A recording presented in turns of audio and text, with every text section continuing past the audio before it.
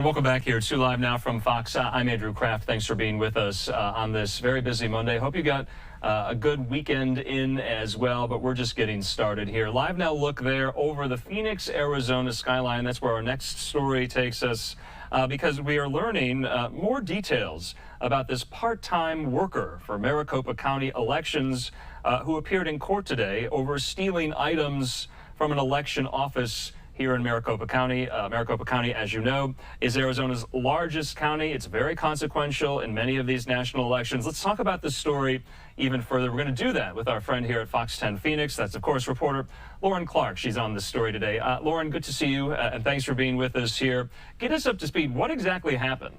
Hey there, Andrew. Yeah, according to officials and court paperwork that we were able to get our hands on today, this actually was on Thursday when Maricopa County officials noticed something a little off in their cameras that they have there at the elections office, and they say they immediately began an investigation. Police showed up to this temporary worker's home on Friday and then arrested him after they say they found a fob and keys inside his car and inside his home. Now election officials say they're going to have to reprogram all of their election equipment. That's going to take some time, and it's also going to take an estimated $19,000.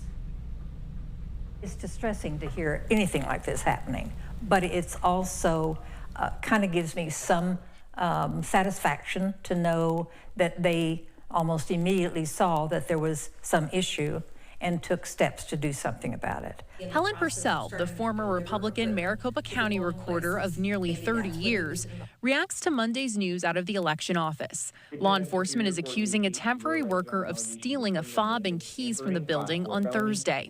There are cameras all over that facility down there, so they know every aspect in every part of that, what's going on during an election.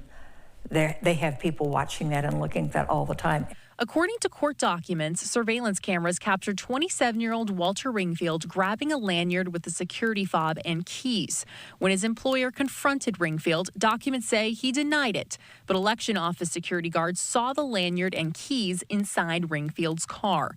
Police arrested Ringfield at his home on Friday on theft and criminal damage charges, later finding the lanyard and keys in his car and the missing fob in his home. When talking to officers, Ringfield admitted stealing the fob, but gave it back after 20 minutes. The court document reads, Walter said the job was temporary and he was trying to make it permanent, so he wanted to clean up. Records don't elaborate on what he was trying to clean. You were arrested on allegations of criminal damage, tampering, Class 4 felony, and theft, a Class 1 misdemeanor. Purcell says this catch is clear evidence that election security breaches are caught and handled swiftly. Everything they possibly can to keep that technology up to date and to keep the security in place.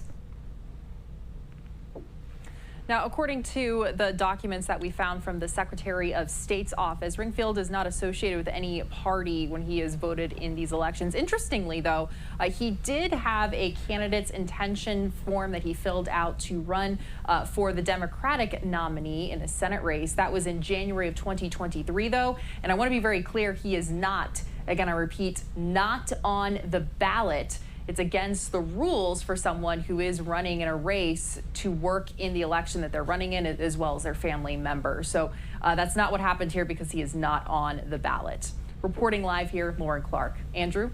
You know, Lauren, I was also curious too, and I was thinking, if this had happened, in the weeks leading up to the primary in August and the weeks leading up to the general election, how much more of a headache it would have been for Maricopa County election officials. Are we hearing from the county recorder, Stephen Richer, on this today?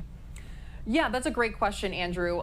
Last time I heard it, he was going to be giving some type of statement. I believe that was around 4 p.m. Again, this was just kind of scanning some emails as I was kind of going through my documents today. So we might have to learn a little bit more about that at Fox 10 later in the evening. However, as your point to the whole headache element of this, absolutely. Purcell, who was the Maricopa County recorder for nearly 30 years, she tells me that this is going to be a pretty arduous process for them. They're going to have to spend a lot of time, reprogramming everything.